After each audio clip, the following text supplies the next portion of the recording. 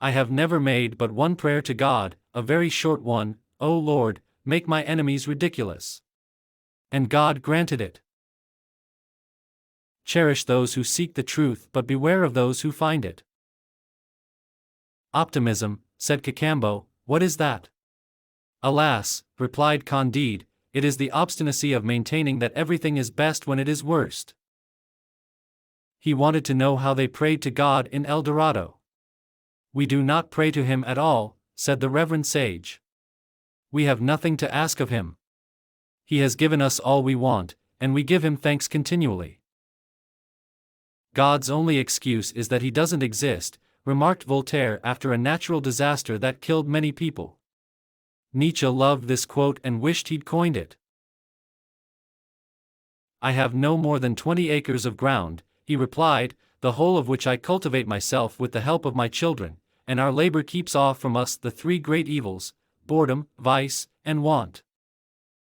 All that is very well, answered Candide, but let us cultivate our garden. It is best one should quote what one doesn't understand at all in the language one knows the least. An opportunity for doing an injury happens 100 times a day, but for doing good not once a year, says Zoroaster. But is there not a pleasure, said Candide, in criticizing everything, in pointing out faults where others see nothing but beauties? That is to say, replied Martin, that there is some pleasure in having no pleasure. Oh! What a superior man, said Candide below his breath. What a great genius is this Pococurante!